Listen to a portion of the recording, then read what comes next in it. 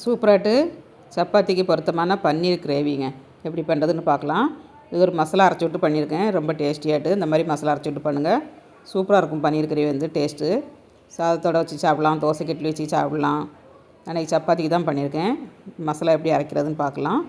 பச்சை மிளகா ஒரு மிளகா, ஒரு பூண்டுங்க, முழு பூண்டாக உரித்து போட்டிருக்கேன். ஒரு துண்டு இஞ்சி, அப்புறமா தக்காளி 2 தக்காளி, பெரிய தக்காளி, கொஞ்சம் புதினா தழை, கொஞ்சம் மல்லித்தழைங்க. இது கூட ஒரு 5-6 முந்திரி பருப்பும் போட்டு அரைச்சிக்கோங்க. அரைச்சிட்டு கடாயில் 2 ஸ்பூன் எண்ணெய், கிராம்பு, சோம்பு, பிரிஞ்சி இலை, 2 ஏலக்காய் இதெல்லாம் போட்டு ஒரு நட்சத்திரப்பும் போட்டு ஃப்ரை பண்ணிக்கோங்க. நல்லா ஃப்ரை பண்ணிவிட்டு ஒரு வெங்காயம், பெரிய வெங்காயம் மாட்டு அதையும் போட்டு நல்லா பொன்னிறமாக வரதுலையும் நல்லா ஃப்ரை பண்ணிவிட்டு மறைச்சி வச்சுருக்க மசாலாவையும் ஃப்ரை பண்ணணுங்க. நம்ம இஞ்சி பூண்டெல்லாம் அப்படியே போட்டிருக்கோம், அதனால் கொஞ்சம் நல்லா ஃப்ரை பண்ணிக்கோங்க. நல்லா இந்த மாதிரி ஃப்ரை ஆகணுங்க. ஃப்ரை ஆனதுக்கப்புறம் 1 spoon வரமிளகாத்தூள், 2 spoon வரமல்லித்தூள், 1 spoon garam masala தூள், 1/2 ஸ்பூன் மஞ்சள் தூளுங்க எல்லாம் போட்டு பச்சை வாடை போதிலையும் நல்லா ஃப்ரை பண்ணிடணும். இப்போ நல்லா ஃப்ரை ஆயிடுச்சு.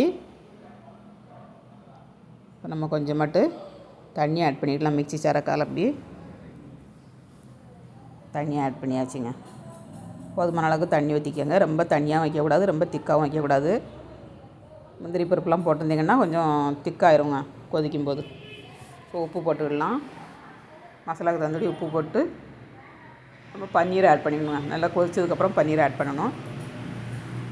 பன்னீர் வேகத்துலேயும் கொஞ்சம் நேரம் வெயிட் பண்ணணுங்க. ஒரு 5 நிமிஷம் கொதிக்க விடுங்க. கொதிக்க விட்டு லாஸ்ட்டில் கொஞ்சம் கஸ்தூரி மேத்தி இருந்துன்னா போட்டு இறக்குனீங்கன்னா அட்டகாசமாக இருக்குங்க டேஸ்ட்டு.